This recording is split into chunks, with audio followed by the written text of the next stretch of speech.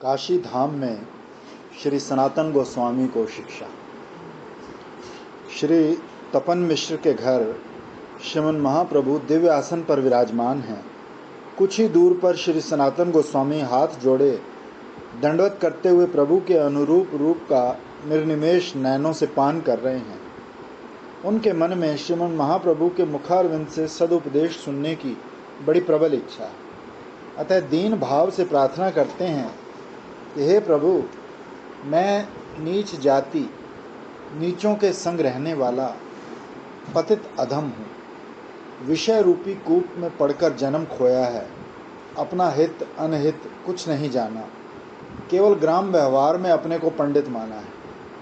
हे दीन बंधु, जब आपने कृपा करके मेरा उद्धार किया है तो मेरा कर्तव्य बताने की भी कृपा कीजिए। श्री गौर भगवान मंद मुस्कुराकर श्री सनातन को पास बैठने का आदेश देते हुए बोले, तुम प्रश्न करो। श्री सनातन गोस्वामी ने प्रश्न करते हुए कहा, हे भगवान, मैं कौन हूँ? ये तीनों ताप मुझे क्यों जला रहे हैं तथा मेरा हित कैसे होगा और साध्य साधन तत्व क्या है? कृपया करके बताइए। चतुर चूड़ामणि श्री गौर भगवान श्री सनातन के प्रति कृपा दृष्टि करके सनातन शिक्षा शिक्षा पड़ी हुई है, अभी हमको मालूम बताएंगे। अपनी स्वभाव सिद्ध भक्त वत्सलता से भक्त का मान बढ़ाते हुए कहने लगे, सनातन, श्री कृष्ण की तुम पर पूर्ण कृपा है। तुम सब तत्व जानते हो और तुम्हें तीनों तापों का कुछ भय नहीं है। तुम श्री कृष्ण की शक्ति धारण करने वाले हो, सब रहस्य के ज्ञाता हो, परंतु अपने साधु स्वभाव से उन सब तत्वों को दृढ़ करने के लिए पूछ रहे हो।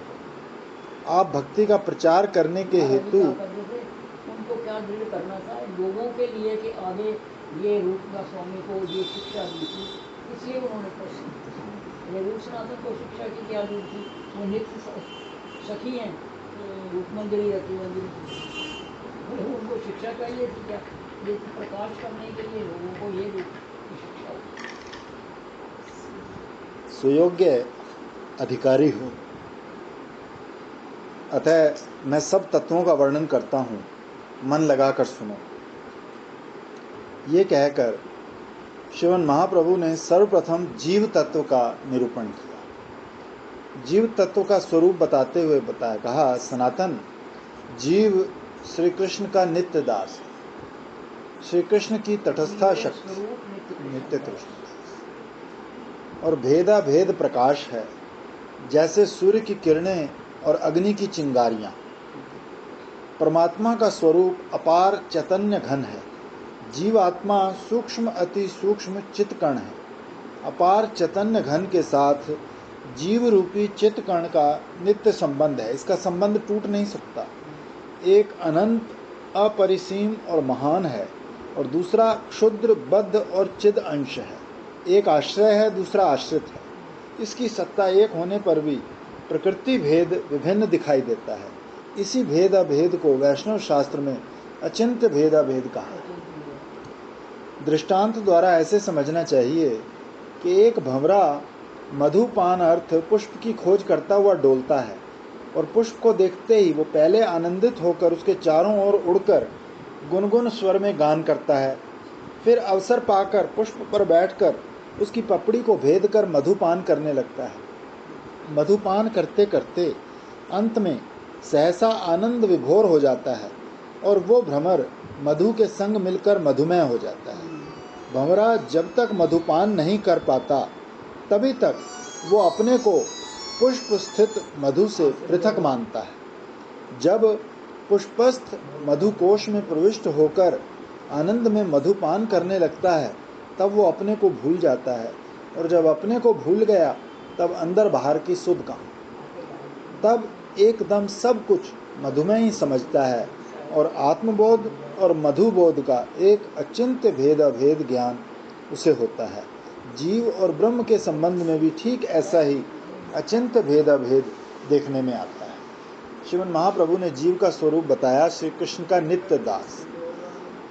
ज्ञाता लोग नित्यबद्ध जीव को माया के वशीभूत होकर मैं कृष्णदास हूँ ये भूला हुआ होने पर भी श्री कृष्णदास ही मानते हैं। जो कृष्ण की शक्ति न अंतरंगा है न बहिरंगा, ये उनकी तटस्था शक्ति है। इस तटस्था शक्ति के साथ अंतरंगा और बहिरंगा दोनों शक्तियों का संबंध संभव है। श्री भगवान के साथ इसका किसी अंश में अभेद और किसी अंश में भेद दृष्ट होता है। इसीलिए महाप्रभु ने इसे भेदाभेद प्रकाश बताया है। इसे सूर्य की किरणों और अग्नि की चिंगारियों का दृष्टांत देकर भी समझाया है। यथा सूर्य की किरणें सूर्य से तेज रूप में भिन्न है। मतलब है तो वही, लेकिन ये अणु है वो भी बस इतना ही फर्क। वो छाया से आच्छन्न होने पर सूर्य के सामने जाने में असमर्थ होने के कारण सूर्य से भिन्न है, और अग्नि की चिंगारियां अग्नि से तेज रूप में अभिन्न है, किंतु उससे पृथक होकर अंधकार में गिरने से भिन्न है। इसी प्रकार सब जीव चिदानंद अंश में भगवान से अभिन्न है, किंतु माया मुग्ध होने पर भगवत सामुख्य लाभ करने में असमर्थ होने से भिन्न है। इसके द्वारा श्री शंकराचार्य के अद्वैतवाद एवं श्री माधवाचार्य के भेदवाद को लेकर वेदांतिक संप्रदाय में जो विरोध है, उसी का समाधान श्रीमन महाप्रभु सम्मत अचिंत्य भेदवाद है। इसके पश्चात श्रीमन महाप्रभु ने श्री कृष्ण भगवान की स्वाभाविक 3 शक्तियों का वर्णन करते हुए बताया कि चित्त शक्ति ही अंतरंग, जीव शक्ति ही तटस्था और माया शक्ति ही बहिरंगा। जीव अनादिकाल से श्री कृष्ण को भूलकर बहिर्मुख हो गया है, इसीलिए श्री भगवान की माया उसे संसार का दुख देती है। वो कभी तो स्वर्ग में चढ़ा देती है, कभी नरक में पटक देती है। जिस प्रकार राजा अपराधी को कभी ऊपर उठाता है, कभी नीचे गिरा देता है, उसी प्रकार माया भी श्री कृष्ण विमुख जीव को नीचे ऊपर भटकाती रहती है। हाँ, कभी जीव भगवान की कृपा से जीव को भटकते भटकते भक्तों का संग मिल जाता है, तब उसे बोध होता है कि हाय, मैं श्री कृष्ण का नित्य दास होकर संसार का दास क्यों बना। ये विचार कर भक्तों के संग से वो जीव श्री भगवान की भक्ति करने लगता है, तब वही माया उसकी सहायक बन जाती है, क्योंकि जीव जहाँ श्री भगवान का दास हुआ नहीं कि सब दुखों से छूटा नहीं। सनातन माया मोहित जीव को स्वयं श्री कृष्ण का ज्ञान नहीं हो सकता। उस ज्ञान की प्राप्ति के लिए परम दयालु श्री भगवान ने शास्त्र और गुरु वर्ग को प्रकट किया है। श्री गुरुदेव और शास्त्र के द्वारा ही जीव को ये बोध होता है कि श्री कृष्ण ही उसके प्रभु और सच्चे सुहृद हैं। श्री भगवान के जानने में भगवान ही कारण है। उन्हीं की कृपा से श्री गुरुदेव और शास्त्र का ज्ञान होता है। वेद शास्त्र में क्या उपदेश हैं और वेदों ने किस प्रकार जीव को श्री कृष्ण का उपदेश किया है, श्रीमन महाप्रभु अब उसका वर्णन करते हुए बताते हैं कि वेद शास्त्र में जो संबंध, अभिधेय तथा प्रयोजन का उल्लेख है, सो संबंध का अर्थ है प्रतिपाद्य और प्रतिपादकता रूप, अर्थात वेद के प्रतिपाद्य श्री कृष्ण हैं और श्री कृष्ण के प्रतिपादक वेद हैं। अभिधेय कहते हैं श्रवण आदि साधन भक्ति को। साधन भक्ति से ही श्री कृष्ण की प्राप्ति होती है। प्रयोजन प्रेम, इस प्रेम धन के प्राप्त करने के लिए ही श्री कृष्ण चंद्र की भक्ति की प्राप्ति की जाती है, तथा ये प्रेम धन ही धर्म अर्थ काम मोक्ष इन चारों प्रकार के पुरुषार्थ का मुकुटमणि है, अर्थात पंचम परम पुरुषार्थ है। ये जीव का प्रयोजन है। पतित पावन महाप्रभु ने इसे निम्नलिखित दृष्टांत द्वारा स्पष्ट करते हुए समझाते हैं। एक ज्योतिषी एक दरिद्री गृहस्थी के पास जाकर कहने लगा, भाई तुम दरिद्रता से क्यों दुख पा रहे हो? तुम्हारे पिता का कमाया हुआ बहुत सा धन तुम्हारे घर में मौजूद है, वो मरने के समय तुम्हें नहीं बता सके। दरिद्री पुरुष उस सर्वज्ञ के कहने से पिता के धन को खोद कर निकालने में लग गया, किंतु जब बेचारे को कहीं धन का पता नहीं चला तो सर्वज्ञ के पास जाकर प्रार्थना की, दयालु जी आप ही कृपा करके बताइए कौन सी दिशा में धन है। सर्वज्ञ ने कहा, भाई घर के दक्षिण की ओर मत खोदना, वहाँ खोदोगे तो एक ऐसा कीट निकलेगा जिसके काटने से शरीर में अग्नि सी लग जाएगी। और पश्चिम में भी मत खोदना, वहाँ एक यक्ष रहता है। उत्तर दिशा में भी मत खोदना, वहाँ काला सर्प रहता है। पूर्व दिशा को खोजना, वहाँ तुम्हें धन अवश्य मिलेगा। इस दृष्टांत का भाव ये है कि दक्षिण में जो कीट बताया है वही कर्म मार्ग है। जिस प्रकार उस कीट के काटे लोग तड़फते रहते हैं, शांत ही नहीं होते, इसी प्रकार सकाम कर्म जीव को कभी नीचे ले जाते हैं, कभी ऊपर, शांति नहीं मिलने देते। पश्चिम में यक्ष स्थानीय लोग हैं, अर्थात यक्ष जैसे धन की केवल रक्षा करता है, ना आप भोगता है ना दूसरे को लेने देता है। इस प्रकार योग मार्ग में परब्रह्म परमात्मा का योगी गण केवल अनुभव करते हैं, ना तो स्वयं श्री भगवान के माधुर्य का आनंद लेते हैं, ना दूसरों को लेने देते हैं। उत्तर में काला सर्प बताया है, सोई ज्ञान मार्ग है। जिसको शुष्क ज्ञान रूपी सर्प काट लेता है, उसको फिर रसास्वादन का सौभाग्य प्राप्त होना दुर्घट। पूर्व में धन स्थान में भक्ति योग है, जिसके प्राप्त होने से इस जीव को परम शांति। सारांश ये है कि शरीर रूपी घर में परम पिता परमात्मा ने अपने अंश रूपी जीव के लिए 4 खजाने गाड़े हैं, परंतु अज्ञानी जीव को उनका भेद मालूम नहीं। जब ज्योतिष रूपी गुरुदेव मिलते हैं तब चारों खजानों का भेद बताते हैं। जो इनके काम का खजाना होता है उसे खोदने की आज्ञा देते हैं। कर्म योग ज्ञान भक्ति, इन चारों में प्रथम 3 खजानों में जीव को प्रेम धन नहीं मिलता। जीव को चौथा भक्ति मार्ग का खजाना ही लाभदायक बताया है। उसको खोदने से जीव को प्रेम धन लाभ होता है। प्रेम धन पाकर जीव सदा के लिए सुखी हो जाता है। ध्यान रहे, शास्त्र में कर्म योग ज्ञान को भी जीव का कल्याणकारक बताया है। उसका रहस्य ये है कि निष्काम कर्म अर्थात श्री कृष्ण अर्पण कर्म और निष्काम योग अर्थात श्री कृष्ण में चित्त का लगाना और ज्ञान अर्थात श्री भगवान का ज्ञान। श्री भगवान भगवान ही हैं और जीव जीव है। जीव दास है, श्री भगवान स्वामी है। इस प्रकार बरतने से प्रथम 3 मार्ग भी भक्ति के पुष्टिकर्ता हो जाते हैं। शास्त्र का यही सिद्धांत है। किसी प्रकार इस जीव को श्री भगवान से प्रेम हो और इसीलिए शास्त्र ने इस जीव को निष्काम कर्म, श्री कृष्ण ध्यान योग, श्री कृष्ण विषयक ज्ञान और भक्ति का उपदेश किया है।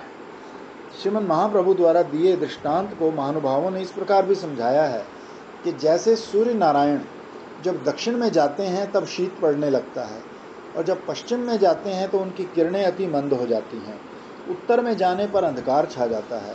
ऐसे इस जीव का विश्वास रूपी सूर्य जब कर्म रूपी दक्षिण दिशा में जाता है तो उसको अज्ञान रूपी शीत दबा लेता है, और जब वो योग रूपी पश्चिम दिशा में जाता है तब उसका तेज बढ़ता नहीं घटता है, और जब वो ज्ञान रूपी उत्तर दिशा में चला जाता है तो उसका लोप हो जाता है। किंतु जब ये भक्ति रूपी पूर्व दिशा में उदय होता है तब उसका तेज क्रमशः बढ़ता है और तब वो जीव का अज्ञान रूपी संपूर्ण अंधकार दूर कर देता है। महाप्रभु ने दक्षिण पश्चिम उत्तर और पूर्व दिशाओं में कर्म योग ज्ञान भक्ति का स्थान निर्णय करके श्री सनातन गोस्वामी के प्रति शास्त्र से यही निश्चय किया कि भक्ति से ही जीव का कल्याण। श्री भगवान ने अपने मत की पुष्टि में कलयुग में तो खाली केवल नाम हो रहा है, उसमें भक्ति भी वैधि भक्ति का भी कोई वो नहीं है, क्योंकि लिखा ही हुआ ना, सतयुग में ध्यान, द्वापर में यज्ञ और कलयुग में नाम, इसी से कल्याण। क्योंकि ना तो सतयुग जैसी मेंटल स्टेबिलिटी है और ना ही यज्ञ वगैरह करने के लिए पदार्थ मिलेंगे शुद्ध। तो कलयुग में तो कोई भी चीज़ शुद्ध नहीं मिलेगी, तो खाली नाम संकीर्तन। तो इसमें भी बड़ा अच्छा लिखा है, कलयुग केवल नाम हो रहा है, नाम। श्रीमद् भागवत के श्लोक का प्रमाण दिया। श्री कृष्णचंद्र अपने सखा श्री उद्धव के प्रति कहते हैं कि हे उद्धव, अष्टांग योग, वेद अध्ययन, तपस्या, संन्यास भी मेरे को इस प्रकार वशीभूत नहीं कर सकते जिस प्रकार मैं दृढ़ भक्ति के वशीभूत हो जाता हूँ। हे उद्धव, केवल मात्र प्रेम, सबसे ऊंची प्रेम सगाई। प्रेम के बस अर्जुन रथ राखे, भूल गए ठकुराई। प्रेम के बस कर्मा की खिचड़ी खाई, भूल गए शुद्धताई। और वृंदावन के प्रेम के कारण सचिया प्रसाद में पाई। ये प्रेम सगाई है। हे उद्धव, केवल श्रद्धा समन्वित भक्ति से ही साधुगण मेरे को अनायास प्राप्त कर लेते हैं और मेरी भक्ति चांडाल को भी पवित्र कर देती है। अतः ये सिद्धांत हो गया कि जीव के लिए श्री कृष्ण प्राप्ति का एकमात्र उपाय भक्ति है। जैसे धन लाभ का फल सुख लाभ है, ऐसे ही भक्ति लाभ का फल श्री कृष्ण प्रेम लाभ है। प्रेम भक्ति सहित श्री कृष्ण भजन करने से भव भय नाश होकर जीव का संसार बंधन छूट जाता है। जिस प्रकार दरिद्री सर्वज्ञ के बताने पर धन पाकर धन का सुख भोगता है, ऐसे ही श्री गुरुदेव के बताने पर जीव भक्ति रूपी धन पाकर श्री कृष्ण प्रेम रूपी सुख का स्वाद लेता है। यही भक्ति का प्रयोजन है। हे सनातन, श्री कृष्ण भक्ति तथा श्री कृष्ण प्रेम ये तीन महाधन हैं। वेद आदि सब शास्त्रों में मुख्य प्रतिपाद्य श्री कृष्ण ही हैं।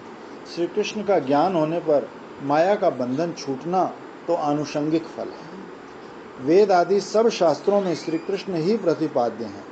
इसके प्रमाण स्वरूप श्रीमद् महाप्रभु ने श्रीमद् भागवत के 2 और श्लोक उच्चारण किए। हे उद्धव, वेद के कर्म कांड में क्या विधान है? ज्ञान कांड किसका आश्रय लेकर चलता है? श्रुतियों का तात्पर्य क्या है? ये सब सिद्धांत मेरे बिना और कोई यथार्थ नहीं जानता। श्रुति समूह उक्त रूप से मेरे को ही सब विधानों में विधि बताते हैं एवं देव रूप में मेरे को ही प्रकाश करते हैं तथा वेदांत के सिद्धांत मेरा ही आश्रय लेकर चलते हैं। त्याग भाव से वेद में प्रतिपाद्य मैं ही हूँ। श्री गौरांग महाप्रभु जीव तत्व और जीव के साथ श्री कृष्ण का क्या संबंध है, ये सब बताकर श्री सनातन गोस्वामी को श्री कृष्ण तत्व का उपदेश करते हुए कहते हैं, हे सनातन, ब्रजेंद्र नंदन श्री कृष्ण ही अद्वय ज्ञान तत्व हैं। वो स्वयं भगवान सर्वैश्वर्य पूर्ण, सर्व अवतारी, सर्व रस सागर, सर्वचित्त आकर्षक, पीताम्बरधारी, वनमाली, अप्राकृत नवीन मदन एवं मनमथ के भी साक्षात मन को मथने वाले। वे ही सर्वेश्वर सर्वाश्रय सच्चिदानंद विग्रह सर्व कारण कारण हैं। अनंत ब्रह्मांडों के वही एकमात्र अधिपति हैं। अनंत वैकुंठों के वही एकमात्र ईश्वर हैं। अनंत अवतारों के वही एक अवतारी हैं। भक्त, साधक और उपासक वृंद के वही एकमात्र आश्रय हैं और साधन भजन के वही एकमात्र विषय हैं। जितने रस हैं, जितने तत्व हैं, जितने ज्ञान हैं तथा जो कुछ तर्क हैं, सबका एकमात्र श्री कृष्ण चंद्र में ही पर्यवसान है। वे किशोर शेखर, उज्ज्वल श्याम वर्ण पुराण पुरुष, क्या स्त्री क्या पुरुष, क्या जड़ क्या चेतन, सभी का चित्त चुराने वाले। और तो क्या, अपने सौंदर्य माधुर्य से वे आप भी मोहित हो जाते हैं। इतना कहकर आप पुनः श्री सनातन गोस्वामी को संबोधन कर कहने लगे, सनातन, सब अवतार इन श्री कृष्ण चंद्र के अंश कला हैं। स्वयं भगवान तो श्री कृष्ण चंद्र ही हैं। वो अपने अंश और कलाओं से दैत्यों द्वारा सताए हुए प्राणियों को युग युग में अवतार लेकर सुखी करते हैं। इन्हीं श्री कृष्ण को कोई ब्रह्म, कोई परमात्मा, कोई साक्षात भगवान कहते हैं। ज्ञान योग भक्ति की साधन अनुसार श्री कृष्ण को साधक वृंद ब्रह्म, परमात्मा और भगवान कहकर संबोधित करते हैं। सनातन, स्वयं भगवान श्री कृष्ण चंद्र का दूसरा नाम गोविंद है। वही श्री कृष्ण चंद्र गोविंद, ब्रह्म, परमात्मा, भगवान रूप में साधकों की भाव अनुसार प्रकाशित होते हैं। वास्तव में ब्रह्म क्या है? श्री कृष्ण चंद्र की अंग कांति। जैसे सूर्य नारायण की किरणें बिना रूप की हैं, सब जगह केवल उनका प्रकाश ही भासता है, किंतु सूर्य के हाथ पैर आदि विशिष्ट रूप से होते हुए भी मनुष्य के चर्म चक्षुओं से अगोचर है, परंतु देवताओं द्वारा उनका दर्शन किया जाता है। ठीक उसी प्रकार ज्ञानियों को श्री कृष्ण की अंग कांति ही ब्रह्म रूप में दिखाई देती है, किंतु भक्तों को भक्ति नेत्रों के द्वारा श्री कृष्ण के कर और चरण आदि का भी दर्शन होता है। परमात्मा नहीं होता, वो तो साफ साफ तय कर देते हैं आगे लोग बनाओ लोग।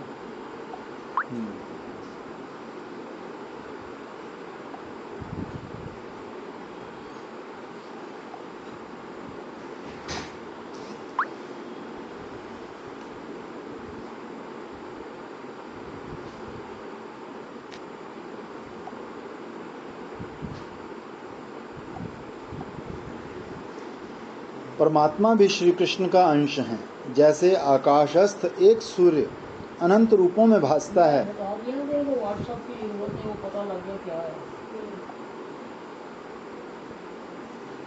उसी प्रकार गोलोक विहारी श्री कृष्ण भगवान भी अनंत जीवों में परमात्मा रूप में प्रतीयमान होते हैं।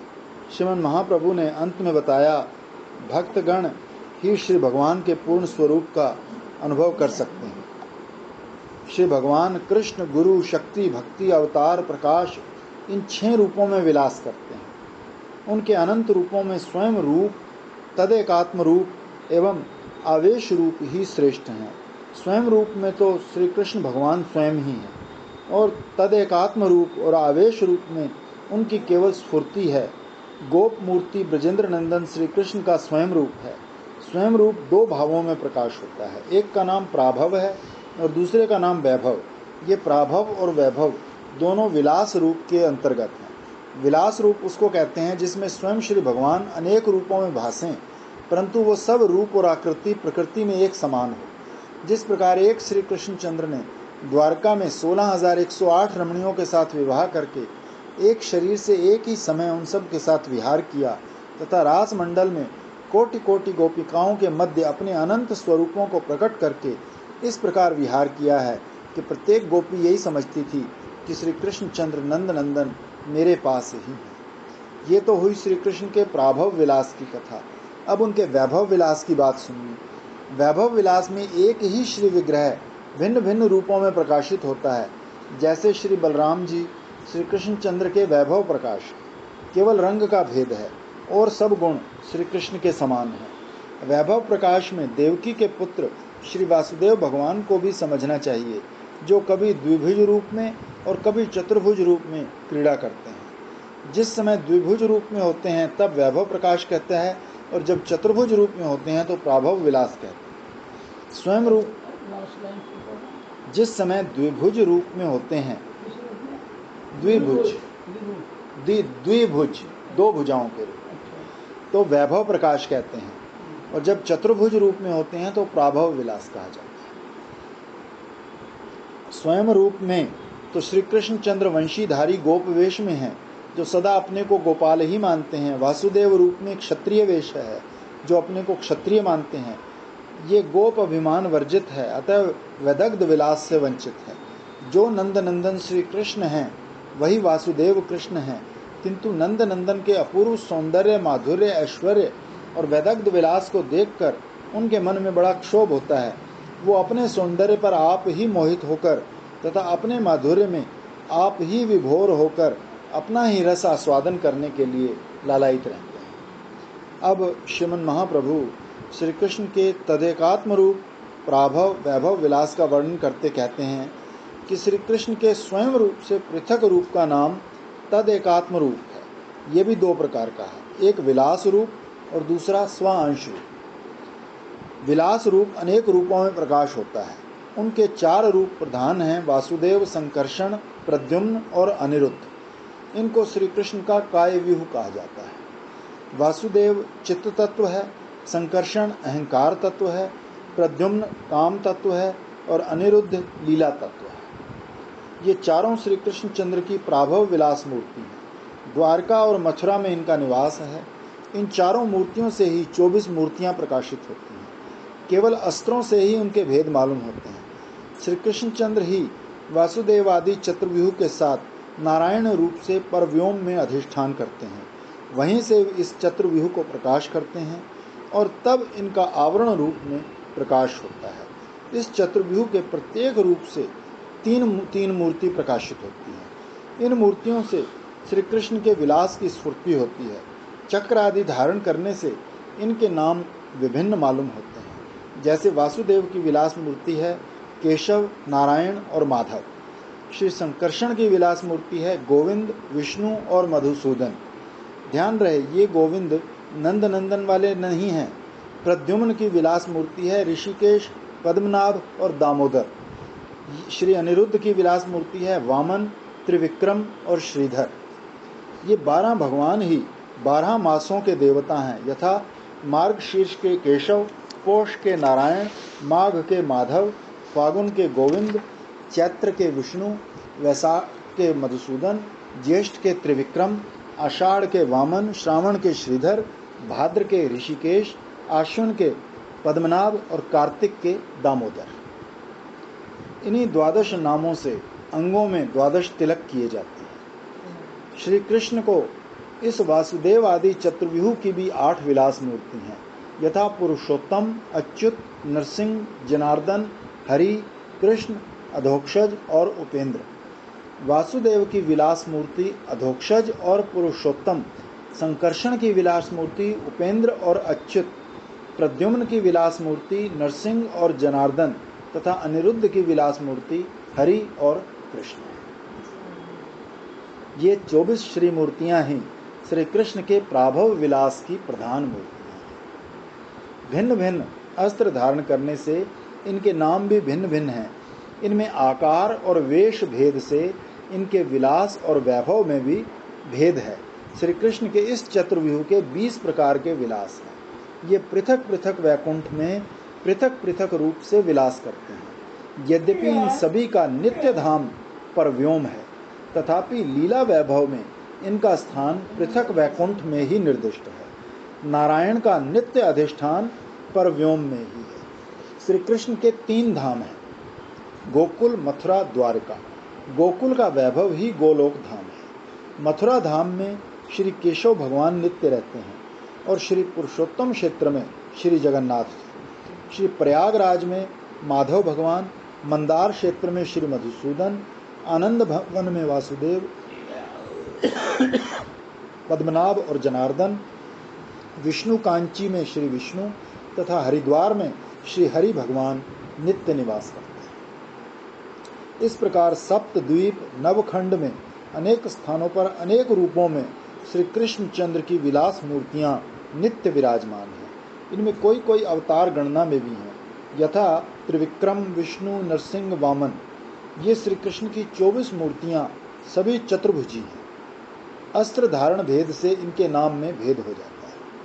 श्रीमद् महाप्रभु श्री सनातन गोस्वामी को सर्वप्रथम अब पुरुष अवतार के बारे में बताते हुए कहते हैं कि पुरुष आख्य भगवान के 3 रूप हैं। उनमें एक तो महत तत्व के सृष्टा कारणार्णवशायी श्री संकर्षण भगवान है, दूसरे गर्भोदक्षायी श्री प्रद्युम्न भगवान है, तीसरे सर्वभूतांतर्यामी क्षीरोदक्षायी श्री अनिरुद्ध भगवान। श्री कृष्ण भगवान की अनंत शक्तियों में इच्छा शक्ति, क्रिया शक्ति और ज्ञान शक्ति ही प्रधान है। श्री वासुदेव ज्ञान शक्ति के अधिष्ठाता हैं और संकर्षण क्रिया शक्ति और इच्छा शक्ति के अधिष्ठाता हैं। इन दोनों शक्तियों के द्वारा ही श्री भगवान की सृष्टि लीला प्रकट होती है। श्री कृष्ण भगवान की अनंत शक्तियाँ संसार में अवतीर्ण होकर अवतार नाम से पुकारी जाती हैं। मायातीत परव्योम में ये सब अवतार नित्य विराजमान हैं, किंतु जगत का कल्याण करने के लिए अपने अपने समय पर यहाँ सब पधारते हैं। पुरुष अवतार 3 हैं। एक तो कारणाब्दिशायी आत्मा पुरुष, दूसरे विराट पुरुष, तीसरे महाविष्णु। ये महाविष्णु आदि पुरुष अवतार ही सब सृष्टि का बीजभूत है। इनके रोम रोम में अनंत ब्रह्मांड हैं।